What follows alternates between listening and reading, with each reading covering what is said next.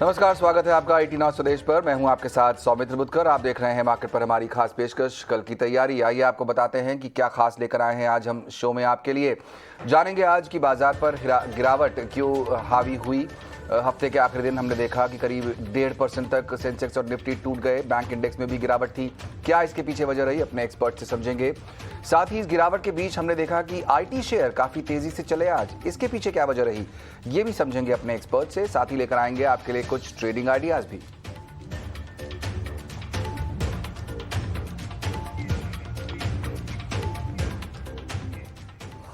और शुरुआत बाजार से ही, जहां पर हमने देखा कि आज तेज गिरावट देखने को मिली। निफ्टी 17,000 के नीचे फिसल चुका है। सेंसेक्स में करीब 900 अंकों की गिरावट देखने को मिली। बैंक निफ्टी भी 2.5% से ज्यादा टूट गया। बाजार में और कहां बिकवाली देखने को मिली और इस कमजोर बाजार में अगर कुछ खरीदारी दिखी तो वो कहां थी, पूरी डिटेल्स के साथ हमारे साथ पूजा जुड़ रही हैं। इस पूरे हफ्ते अगर बाजार की चाल को देखें तो निफ्टी ने इस पूरे हफ्ते करीब 525 अंकों की गिरावट देखी गई और बैंक निफ्टी में 1000 अंकों से ज्यादा की गिरावट, यानी कि करीब करीब 1400 अंकों की गिरावट इस पूरे हफ्ते देखने को मिली है।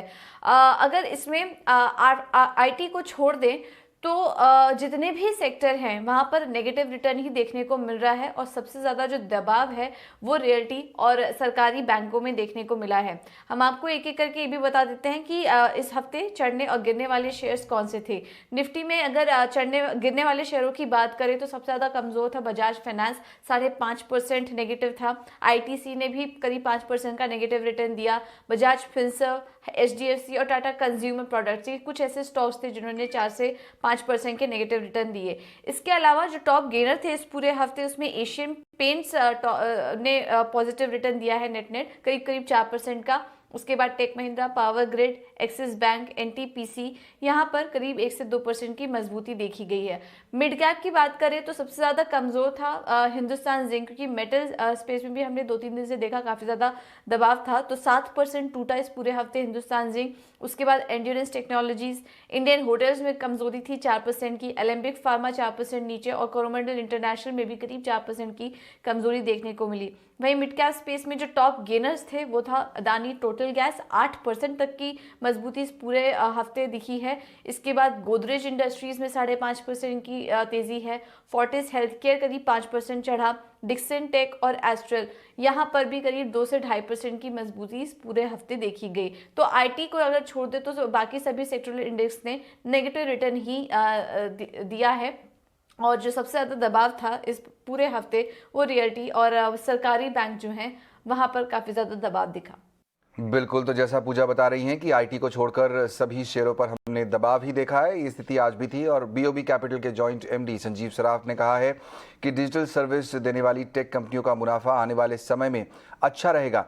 उनका ये भी कहना है कि बाजार सिर्फ FII पर निर्भर नहीं है, आगे बाजार में बिकवाली से ज्यादा खरीदारी रहेगी। हर सेक्टर में कुछ एक ऐसी कंपनियां होती हैं जो अच्छा करती हैं और जो नहीं करती हैं। इसलिए एक खुलासा एक स्टेटमेंट की ये सब बहुत अच्छा है, अर्निंग्स बहुत अच्छी है, ये सेंसेक्स को दर्शाता है। अगर ओवरऑल अर्निंग्स एवरेज में अगर ज्यादा होंगी तो मार्केट अच्छा होगा। लेकिन ये बात पक्का है कि कुछ एक सेक्टर्स जो मान लीजिए टेक्नोलॉजी है, जो डिजिटल इकोनॉमी को देखते हैं, वो बहुत अच्छे कर रहे हैं, उनका मुनाफा भी अच्छा हो रहा है और स्ट्रॉन्ग भी है। दूसरे सेक्टर्स की बात करें तो आप जहां भी देखेंगे उनकी बढ़ोतरी मुनाफे में कम भी हो सकती है, क्योंकि जो कमोडिटी मार्केट्स है वर्ल्ड ओवर उनमें चेंजेस आ रही हैं। तो ये कहना मुश्किल है और आपको बताना मुश्किल है इस 1 मिनट के दौरान कि कौन से कंपनीज अच्छी करेंगे। लेकिन सेक्टर्स की बात करें तो मुझे टेक्नोलॉजी और डिजिटल इकोनॉमी बहुत अच्छे लगते हैं। और पिछले हफ्ते ही हमने एक डिजिटल हमने कॉन्फ्रेंस किया था जिसमें हमारे साथ जुड़े थे eClerx, Mindtree, FL India, ESDS, games 24/7।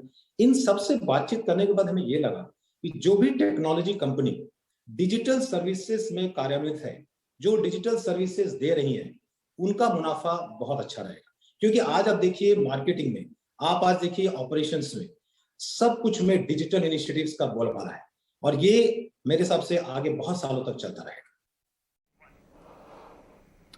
और मेरे एसेट ग्लोबल इन्वेस्टमेंट के CIO राहुल चड्ढा के मुताबिक IT सेक्टर के लिए डिमांड ग्रोथ बड़ा ड्राइवर है और साथ ही निवेश के लिए घरेलू निवेशकों का सामने आना भी बाजार के लिए बेहतर ही संकेत देता है। आईटी सेक्टर के लिए जो बड़ा ड्राइवर है वो डिमांड ग्रोथ है।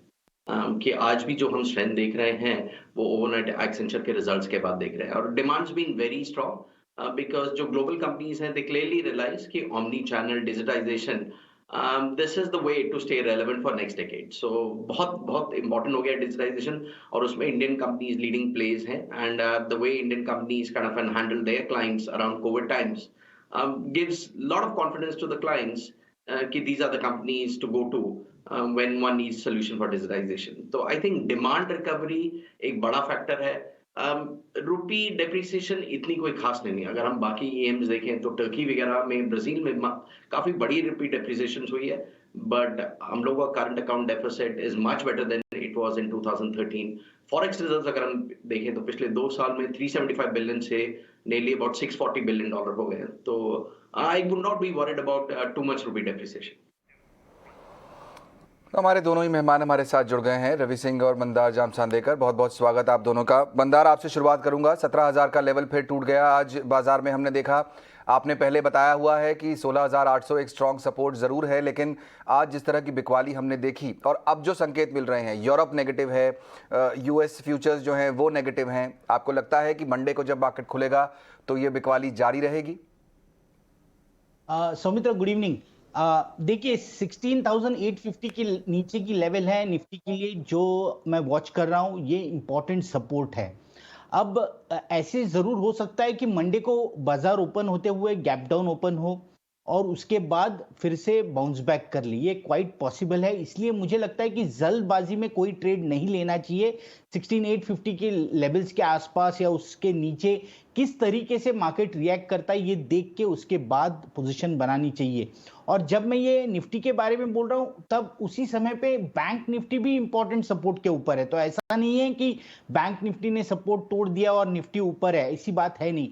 दोनों इंडेक्स सपोर्ट के इंपॉर्टेंट सपोर्ट लेवल्स के ऊपर है, इसलिए मंडे को जल्दबाजी में ट्रेड नहीं लेना चाहिए। अब आज की जो बिकवाली है, मुझे लगता है कि नेक्स्ट वीक हमें बाउंस बैक जरूर देखने को मिल सकता है, क्योंकि ये जो बिकवाली है इसमें बहुत सारे स्टॉक्स ऐसे हैं कि जो गिरे हैं लेकिन वॉल्यूम्स उतने ज्यादा नहीं है, यानी हैवी सेलिंग के साथ गिरे नहीं है, ऐसे बहुत सारे स्टॉक्स हैं। तो मेजर जो कंट्रीब्यूटर्स हैं वो मुझे लगता है कि हिंदुस्तान लीवर, रिलायंस और आईटीसी और बाकी के बैंक्स थोड़े थोड़े लेके ये कंट्रीब्यूटर्स थे आज के फॉल में। तो ये स्टॉक्स अगर छोड़ते हैं तो बाकी के स्टॉक्स जो गिरे हैं उनमें वॉल्यूम्स नहीं है, इसलिए मुझे लगता है कि मंडे या नेक्स्ट वीक में कभी ना कभी हमें बाउंस बैक देखने को मिलेगा। लेकिन लेवल कौन सी वॉच करनी है, तो 16,850 की लेवल मैं वॉच करूंगा निफ्टी के लिए।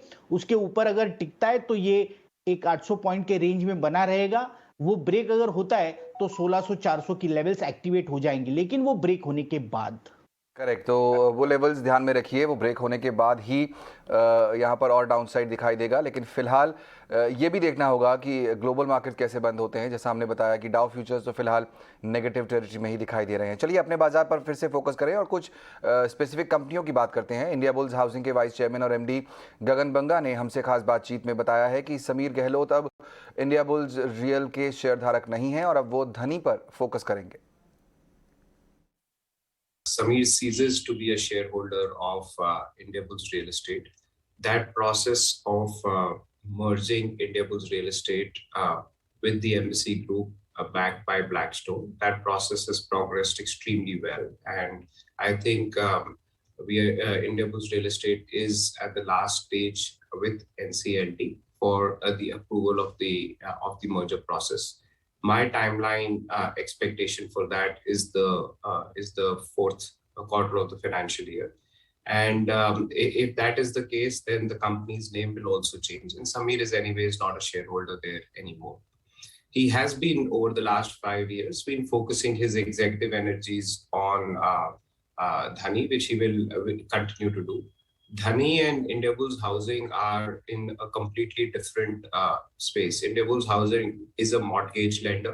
Within the mortgage lending space, it is our endeavor to become a significant originator rather than a large balance sheet. And to that extent, our co-lending model, which is scaling up month on month very, very beautifully, that would be the significant way forward. with some of the investors who've come in who also have large real estate exposures in India. The intention is also to start a co-lending model on the wholesale side via an AIF structure. And that's something that we hope to operationalize in the first quarter.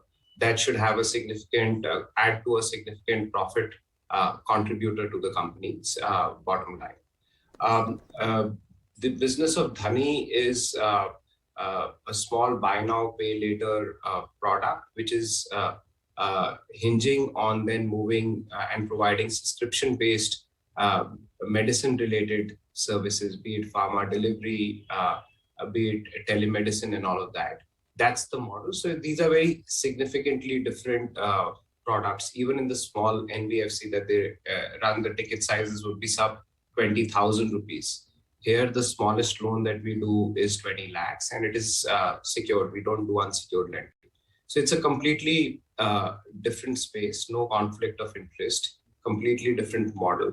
And that's why we feel that, Indiabulls Housing will will have its own path, whereas Dhani will have its own very significantly different path. Ravi, आप कैसे देखते हैं इस group की कंपनियों को? हमने देखा जिस तरह का रिस्ट्रक्चरिंग हुआ है, समीर गहलोत जो है वो बाहर हो गए हैं और आज हमारे साथ गगन बंगा साहब थे सुबह हमारे चैनल पर और उन्होंने डिटेल समझाई हैं। दोनों ही शेयरों की बहुत अच्छी खासी पिटाई हुई है आज। आपका क्या नज़रिया होगा? देखिए, जब इस तरीके के शेयर में डिस्ट्रैक्शन देखने को मिलता है या फिर शेयर होल्डिंग पैटर्न्स जब चेंज होते हैं तो उसका इम्पैक्ट जो है वो आम इन्वेस्टर बहुत ही निगेटिव तरीके से लेता है और वही इम्पैक्ट यहाँ पर दिखाई दे रहा है। हालांकि अगर रियल एस्टेट की अदर कंपनीज को देखें तो उनमें जरूर परफॉर्मेंस अच्छी रही है, लेकिन अभी के जो हालात जो इस समय आईबुल हाउसिंग के लिए पैदा हुए हैं वो काफी डिफिकल्ट हैं और इससे निकल पाना मुश्किल है, क्योंकि इस समय अगर सिर्फ स्टॉक का कंपैरिजन देखें तो एक साल में स्टॉक ने 13% का सिर्फ रिटर्न दिया था और अगर इसी के पीयर के स्टॉक्स देखें तो वो लगभग यहाँ पर 30 से 35% के रिटर्न दिखा रहे हैं। दूसरी तरफ जो अभी जो हालात जो डेवलप हो रहे हैं उसमें देखिए ये मौका होता है कि ऐसे टाइम पे जब सिचुएशन चेंज हो रही है, सिचुएशन निगेटिव जा रही है, ओवरऑल मार्केट यहाँ पर निगेटिव जा रहा है, तो इन्वेस्टर को इन चीजों से बचना चाहिए। ऐसे स्टॉक में निवेश करने से बहुत ज्यादा फायदा नहीं होता, क्योंकि देखिए एक एग्जांपल मैं यहां पर देना चाहूंगा, 1 मिनट का समय लूंगा, कि यस बैंक का भी सेम सिचुएशन था। बहुत से लोगों ने सोचा जब गिर रहा था कि उसको 50 पे खरीदा जाए, 40 पे खरीदा जाए, तो ऐसी सिचुएशन आने से पहले ज्यादा अच्छा होता है कि आप दूसरे स्टॉक्स की तरफ आप डाइवर्सिफाई कर जाएं। फिलहाल अभी अगर फंडामेंटल के पॉइंट ऑफ व्यू से भी देखें तो कंपनी ने जो है वो बहुत ही जो है नेगेटिव रिटर्न यहाँ पर दिए हैं, नेगेटिव रिजल्ट भी था और वो जो एक्सपेक्टेशन थी वो अब शेयर मार्केट इनके शेयर में रिफ्लेक्ट हो रही है। तो मुझे ऐसा लगता है कि इन्वेस्टर के पॉइंट ऑफ व्यू से तो जरूर एग्जिट करना चाहिए और अभी जो मार्केट में जो करेक्शन दिखाई दे रही उसमें ये स्टॉक 8 से 10% तक की गिरावट तो आपको और दिखा सकता है आने वाले हफ्तों के अंदर। तो मुझे लगता है अभी लंबा करेक्शन बाकी है, अच्छा होगा कि इन्वेस्टर के पॉइंट ऑफ व्यू से एग्जिट होना चाहिए। इससे एग्जिट रहना ही फिलहाल बेहतर स्ट्रैटेजी होगी। हमने देखा कि आज इन दोनों ही शेयरों में 7 और 8% की गिरावट थी। एक और स्टॉक जिस पर मैं फोकस करना चाहूंगा रवि, आपके साथ लंबे समय तक लोग बात नहीं करते हैं, थोड़ा इलिक्विड हो गया है, वो है जेट एयरवेज का। आज खबर ये आई है कि अब जो नए ओनर्स हैं वो उसमें पैसे इन्फ्यूज करेंगे और उसके बाद अगले साल से 5 एयरक्राफ्ट के साथ जेट एयरवेज शुरू करेगी बिजनेस और अगले 5 साल में वो 100 एयरक्राफ्ट तक टारगेट कर रहे हैं। काफ़ी ज़्यादा पिटाई जाहिर तौर पर जेट एयरवेज की हो चुकी है। आपको लगता है कि अब थोड़ा सा फंडामेंटली इसमें कुछ चेंज होगा या अभी भी आप जो tried and tested spice jet, Indigo जैसे खिलाड़ी हैं एविएशन स्पेस में उन्हीं के साथ रहना चाहेंगे? सौमित जी, देखिए सबसे बड़ी बात है कि फंडामेंटल में इस बात का जरूर देखना चाहिए कि आगे की ग्रोथ क्या है। इस समय जेट एयरवेज ने जो 2.0 वर्जन वो आगे अपना लेके आ रहे हैं उसमें कोई डाउट नहीं है कि काफी हद तक वो लो फेयर और काफी ऐसी कोशिश की जा रही है कि अब वापस से जेट एयरवेज अट्रैक्टिव लेवल पर पहुंचे। देखिए अगर सिंपल सारे सिनेरियो यहाँ पर बराबर होते तो जेट एयरवेज अट्रैक्टिव इन्वेस्टमेंट के लिए काफी अच्छा होता, क्योंकि आप इससे पहले आपने टाटा ग्रुप जिस तरीके से टेक ओवर किया एयर इंडिया को, उसका एक इम्पैक्ट दिखा। तो लेकिन अभी थोड़ी सी सिचुएशन यहाँ पर जो खराब है वो ये है कि ओमिक्रॉन यहाँ पर 100 से ज्यादा जो है वो केसेस मिल चुके हैं, इंटरनेशनल सिचुएशन काफी खराब है, तो एयरलाइंस इंडस्ट्री के लिए थोड़ा सा यहाँ पर नेगेटिव है। लेकिन आपने बहुत अच्छी बात कही कि जिस तरीके से कंपनी यहाँ पर सोच रही है इन्वेस्टर्स को वापस कोशिश कर रही है अपने को रिवैप करने की, तो मुझे लगता है कि आप अगर जेट एयरवेज में 80-88 के जो लेवल्स हैं इनमें अगर आपके पास पोजीशन है, या फिर आप इंतजार कर रहे थे कि एक रैली होगी और उसमें आपको मौका मिलेगा, तो मुझे ऐसा लगता है कि अगर ऐसे ही पॉजिटिव डेवलपमेंट बनते रहे तो बहुत जल्द स्टॉक जो है वो एक जो ट्रिपल आंकड़े हैं उसकी तरफ जाएगा, यानी 100 के ऊपर तक के लेवल दिखा सकता है। लेकिन इसके लिए थोड़ा समय लगेगा, आपको कम से कम इसमें 1 साल से 1.5 साल का आपके अंदर पेशेंस होना चाहिए इतने लंबे टर्म के निवेश के लिए, और कंपनी के जो मैनेजमेंट है जो कोशिश कर रहा है उस पर थोड़ा भरोसा रखना पड़ेगा। तो फंडामेंटल जरूर चेंजेस होंगे, लेकिन अभी सिचुएशन ऐसी है कि इंडस्ट्री यहां पर थोड़ा सपोर्ट नहीं दे रही है, तो जो इंडस्ट्री सिनेरियो है वो थोड़ा खराब है। मुझे लगता है कि जब तक वो डेवलपमेंट खराब रहेगा तब तक थोड़ा सा स्टॉक जो है वो इसी कंसोलिडेशन मोड में चलता रहेगा। ओके, तो लंबा इंतज़ार करना पड़ सकता है। ये बेहतर होगा शायद कि कुछ समय और दें और डेवलपमेंट जब हो जाए कंपनी में तो उसके बाद हम लोग फोकस करें। जैसा कि रवि भी बता रहे हैं, फिलहाल आज तो खबर ये आ रही है कि कंपनी अपने जो ऑपरेशंस हैं फिर से शुरू करने का प्लान कर रही है। चलिए एक और ग्रुप पर फोकस करते हैं, वो है टीवीएस ग्रुप की कंपनियों में रिस्ट्रक्चरिंग को लेकर एक बड़ी खबर आ रही है। टीवीएस मोटर्स की प्रमोटर सुंदरम क्लेटन कंपनी में कुछ हिस्सेदारी बेचने पर विचार कर रही है। ज़्यादा डिटेल के साथ हमारे साथ उत्कर्ष जुड़ रहे हैं। देखिए, जो हमारे सूत्र हमें बता रहे हैं वो ये है कि टीवीएस मोटर्स के जो प्रमोटर हैं सुंदरम क्लेटन, वो 2% हिस्सेदारी और बेच सकते हैं। मैं और क्यों कह रहा हूँ, क्योंकि पहले भी जून में करीब 5% हिस्सेदारी बेची थी, तब 57 से 52 आ चुका था स्टेक प्रमोटर्स का, अब 52 से 50 हो रहा है। ये ब्लॉक डील के जरिए होगा, बुक बिल्डिंग प्रोसेस चालू हो चुकी है। हमारे सूत्र हमें बता रहे हैं कि किसी भी समय ब्लॉक डील मार्केट में आ सकती है। ये क्यों हो रहा है, क्योंकि जो ओनरशिप चेंज हुआ है, जो रिस्ट्रक्चरिंग हो रही है ग्रुप में, उसका ये लास्ट लेग है। यहाँ पर जो हमें बताया जा रहा है कि जितनी भी ग्रुप कंपनीज हैं वो अपनी शेयर होल्डिंग्स अलाइन कर रही हैं, तो इस पूरी प्रोसेस में ये हो रहा है। हमें जो बताया जा रहा है कि ये लास्ट लेग होगा, इसके आगे अब और कुछ नहीं होगा। लेकिन अब ये जो शेयर होल्डिंग है वो 52% से 50% आ जाएगी, 2% की स्टेक ऑफलोड होगा यहाँ पर, और ये स्टेक 50% पे आके रुक जाएगा। 50.2% के आसपास आके रुकेगा स्टेक, 50.26% पे ये स्टेक आकर रुक जाएगा। ये हमारे सूत्र हमें बता रहे हैं इस समय, और जैसे कि हमने आपको बताया कि बिग होल्डिंग प्रोसेस चालू है, कुछ ही दिनों में आपको इसका अनाउंसमेंट मिल सकता है। करेक्ट। मंदार, कैसे देखेंगे टीवीएस के चार्ट्स आप? आज तो खैर बाजार कमजोर था, हमने देखा करीब 3-3.5% नीचे बंद हुआ है, लेकिन पिछले अगर साल भर का चार्ट देखें तो करीब 30% का रिटर्न ये स्टॉक दे चुका है। आपको लगता है कुछ और पॉसिबिलिटी है, यहाँ फ्रेश एंट्री बनती है? मंदार, आपका माइक म्यूट है, अगर आप उसे अनम्यूट कर लें प्लीज। तो सौमित्र, आपने सही कहा, टीवीएस में बहुत बढ़िया सी मूव देखने को मिली। यानी पिछले अगर 1.5 साल का मूव देखते हैं तो 250 से ये स्टॉक 800 रुपए तक ऊपर में चला है, तो एक बढ़िया सा रिटर्न दे चुका है ऑलरेडी। अब करंट अगर चार्ट देखते तो ये लेवल्स पे यहाँ पे रेजिस्टेंस बनता है। ये 650 के ऊपर वाला जो लेवल है यहाँ पे ये स्टॉक टिक नहीं पा रहा है, और ये पूरे 2021 का अगर आप चार्ट देखो तो आपको समझ में आएगा कि जब भी ये 650 की लेवल क्रॉस करने की कोशिश करता है तब वहां पे बिकवाली आ जाती है और ये स्टॉक नीचे आ जाता है। तो मुझे लगता है कि ये सेलिंग और कंटिन्यू होगा। नीचे में हमें 500 की लेवल्स भी इसमें देखने को मिल सकती है अगले कुछ महीनों में। तो जल्दबाजी ना करें इसमें बाय करने के लिए, रुकिए, करेक्शन होने दीजिए, और ये जो सपोर्ट है 500 और 550 का लेवल, वहां पे एक्यूमुलेशन स्टार्ट कर सकते हैं। ओके, 500-550 के आसपास एक्यूमुलेशन स्टार्ट कर सकते हैं। कुछ करेक्शन होने दीजिए क्योंकि स्टॉक काफ़ी चल चुका है, उसके बाद अपॉर्चुनिटी शायद बनेगी। इस खराब बाजार में आज हमने देखा कि 8 सेक्टर था जो अच्छा खासा चल रहा था, और वो था आईटी। रुपए में कमजोरी के बीच आईटी सेक्टर में ग्रोथ की उम्मीद दिख रही है, डिमांड पाइपलाइन और आउटलुक भी मजबूत है। ऐसे में आईटी सेक्टर के लिए नए ट्रिगर्स के साथ नई चुनौतियाँ क्या हैं, इस पर एक रिसर्च लेकर आए हैं हमारे सहयोगी शरद दुबे। जी बिल्कुल, आपकी जो आईटी इंडेक्स है और पूरी हफ्ते में सिर्फ वही ग्रीन पे रही है और आउट परफॉर्मर रही है सारे सेक्टोरल इंडेक्सेस को लेके। ऑफ कोर्स आपके एक्सेंचर की गाइडेंस में इम्प्रूवमेंट देखिए, लेकिन हम बात करेंगे आपके जो रुपए के जो इम्पैक्ट है फॉलिंग रुपीस उस पे, तो ऑलमोस्ट 18 महीने के निचले स्तर पे है और $76 का जो मार्क है उसको पार कर गई है। और याद रखिए रुपए में 1% की जो गिरावट होती है वो लगभग 2% का मुनाफा आईटी कंपनीज में तब्दील होता है, तो ये बहुत इंपॉर्टेंट आंकड़ा है। इसके अलावा जब एक्सपोर्ट पे फोकस करेंगे तो हम देखते हैं कि भारत की जो जीडीपी है उसमें लगभग 8% का योगदान आईटी एक्सपोर्ट्स में है और ये ट्रांसलेट होता है $150 बिलियन। ये बहुत बड़ा आंकड़ा होता है आपके आईटी एक्सपर्ट्स के लिए। और अब हम 5 कंपनियों के डेटा लेके आए हैं आपके टॉप 5 आईटी कंपनीज के, उनके एक्सपोर्ट के कंट्रीब्यूशन क्या रहती है रेवेन्यूज में, स्पेशली यूएस के मार्केट में, अमेरिकाज के मार्केट में। तो यहाँ पे देख सकते हैं टीसीएस, इन्फोसिस, इन सारे के जो कंट्रीब्यूशन है 50% के ऊपर है और एचसीएल टेक और टेक महिंद्रा में भी यही ट्रेंड देखा गया है।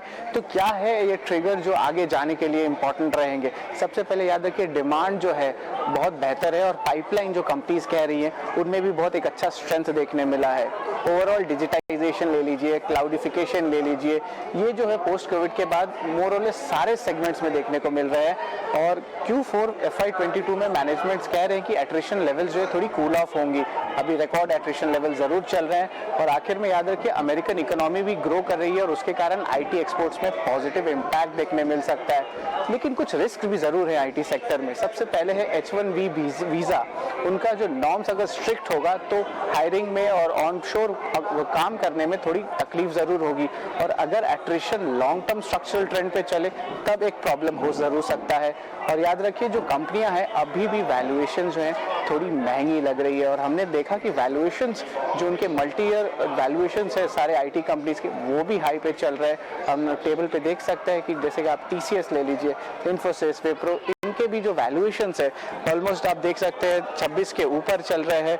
और एचसीएल टेक और टेक महिंद्रा के भी वैल्यूएशंस जो है अपने मल्टी ईयर हाई के एवरेजेस के आसपास है, तो अभी भी वैल्यूएशंस महंगे हैं।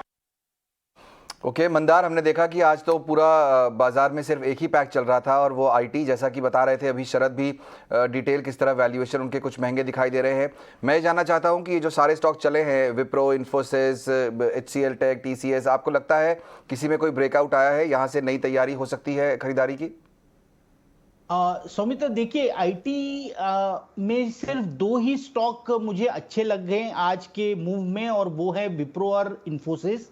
अब दोनों जब चार्ट में चेक करता हूं तो इन्फोसिस ने तो गैप अप ओपन हुआ, लेकिन इन्फोसिस के चार्ट पे करंट लेवल पे यानी 1846 1847 के लेवल पे यहाँ पे एक रेजिस्टेंस भी बनता है, तो इसलिए इसमें इमीडिएट तो बाय नहीं बनेगा।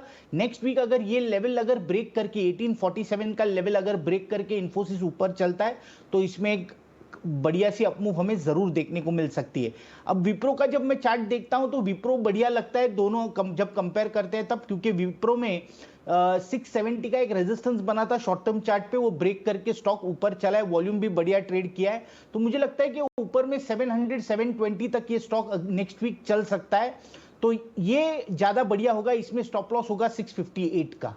तो अगर आपको चूज करना है आईटी में आज के रनअप के बाद, अगर आपको लगता है कि आपको भी इस रैली का हिस्सा होना चाहिए तो विप्रो एक बेटर बेट होगा, मंदार ऐसा बता रहे हैं। चलिए वक्त हो गया है जानने का कि कौन से आइडियाज हमारे मेहमान लेकर आए हैं आज। देखते हैं कौन से हैं आज के वीआईपी शेयर्स।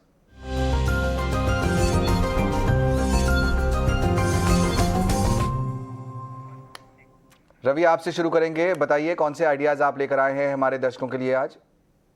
स्वामित जी, आप जिस पे चर्चा कर रहे हैं आईटी सेक्टर की, मेरा पहला स्टॉक जो है वो उसी से रिलेटेड है और विप्रो ही मेरी आज पहली पिक है, क्योंकि देखिए अभी आपने बहुत अच्छी चर्चा करी है और इसमें क्लियर हुआ कि कौन कितने कॉम्बिनेशन पे चल रहा है। लेकिन अगर फंडामेंटल पॉइंट ऑफ व्यू से जाएं तो इन्फोसिस और टीसीएस ये तो आगे निकल चुके हैं और पीई भी इनके देखें तो 36 से ऊपर है, लेकिन विप्रो थोड़ा सा अंडर वैल्यूड है जो कि 30 के पीई पे मिल रहा है। दूसरी तरफ है कि जो अभी जो सिनेरियो डेवलप हो रहा है वो शायद बहुत अच्छा है और आगे आने वाले समय में अगर सिर्फ कल के लिए भी अगर कोई बाय करना चाहता है तो मुझे लगता है विप्रो को बाय करना चाहिए। 710 का लेवल मंदार जी ने दे ही दिया है, लेकिन लंबा रखते हैं 2 हफ्ते 3 हफ्ते भी रखते हैं तो आपको 750 और 780 ये लेवल आपको देखने को मिल सकते हैं। तो टेक्निकल ब्रेकआउट आपको मिल ही गया है, फंडामेंटल बहुत अच्छा स्टॉक है, आप इसको लेके चल सकते हैं।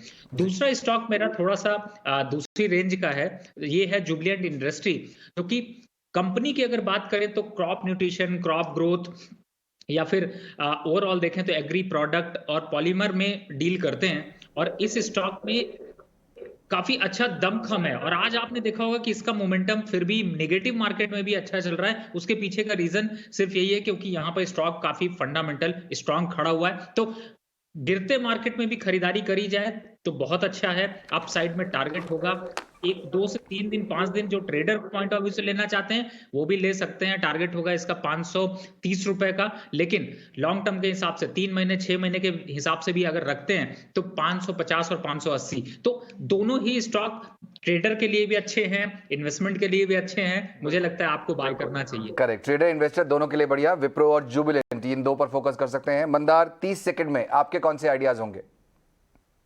सौमित्र, 2 आइडियाज हैं, बाय और सेल दोनों हैं। पहला है बजाज फिनसर्व, ये है सेल। ये सपोर्ट लेवल्स ब्रेक करके वीक ट्रेड कर रहा है, मुझे लगता है कि और नीचे गिरेगा। 15,500 का डाउनसाइड टारगेट है, इसलिए इसमें एक सेल बनता है। स्टॉप लॉस होगा 17,000 का। और जो दूसरा स्टॉक है वो है LIC housing finance.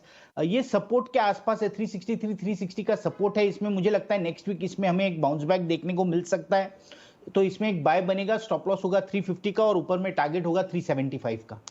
LIC housing finance यहाँ पर जो है बाय कॉल है, और बजाज फिनसर्व सेल। जी हाँ, ओके।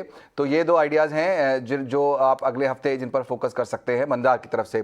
बहुत बहुत शुक्रिया रवि और मंदार, आप दोनों का ही शो में शामिल होने के लिए और अपने व्यूज़ और आइडियाज़ हमारे दर्शकों के साथ शेयर करने के लिए। फिलहाल कल की तैयारी में मुझे भी दीजिए इजाज़त।